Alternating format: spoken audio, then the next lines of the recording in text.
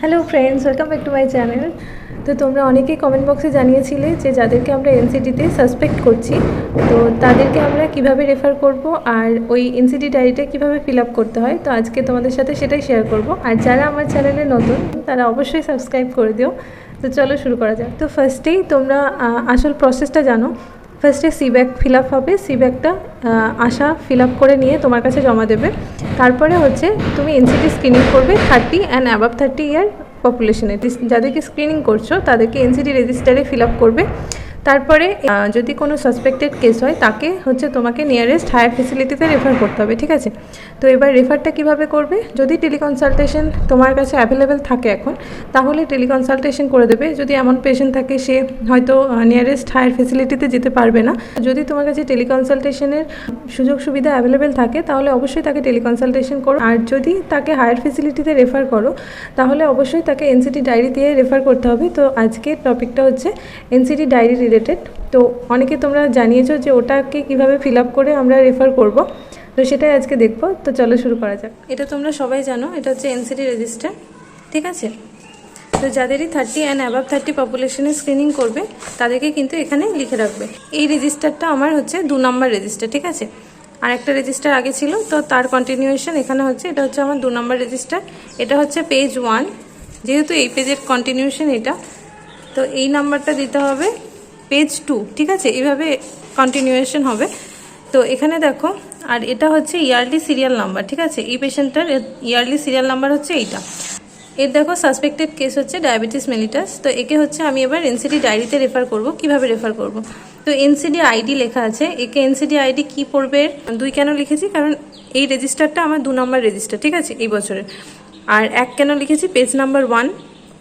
আর 692 হচ্ছে এটার yearly serial number. এখান থেকে আমি পরে যখন পেশেন্টটা আমার কাছে ফলো আপে আসবে তখন খাতায় খুঁজতে সুবিধা হবে, ঠিক আছে। এটা হচ্ছে এনসিডি আইডি।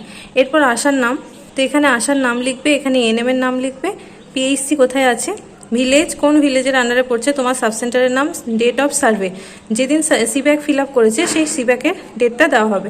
তারপরে হচ্ছে নেম, এখানে পেশেন্টের নেম বসবে, যাকে তুমি রেফার করছো, মানে এই পেশেন্টটার নেম বসবে। এখানে দেখো এজ 59 ইয়ার, ফিমেল। এখানে আধার কার্ড নাম্বারটা বসবে, আর এখানে হচ্ছে ফোন নাম্বার, আর অ্যাড্রেস উইথ ল্যান্ডমার্ক। এরপর এখানে দেখো ফার্স্ট ভিজিট লেখা আছে, ঠিক আছে, ফার্স্ট ভিজিট ডেট। তো ব্লাড প্রেশার যেটা পেয়েছি সেটা এখানে লিখবো।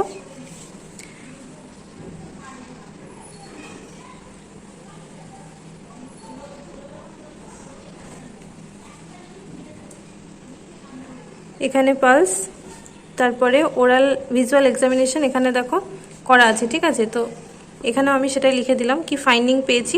যদি এখানে কোনো অ্যাবনর্মালিটি থাকে তাহলে সেটা এখানে লিখে সেটাতেও রেফার করতে হবে, ভিআইএ হয়নি। এবার এর কি হয়েছে, র্যান্ডাম, ঠিক আছে, র্যান্ডাম সুগার টেস্ট হয়েছে, তো এইটা পাওয়া গেছে।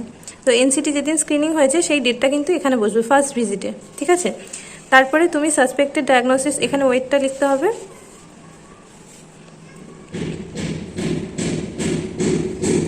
এখানে হাইট, বিএমআইটা ক্যালকুলেট করে এখানে লিখে দেবে কেজি পার মিটার স্কোয়ারে, এটা মিটারে কনভার্ট করবে, দিয়ে কেজি পার মিটার স্কোয়ার করলে বিএমআইটা বেরিয়ে যাবে।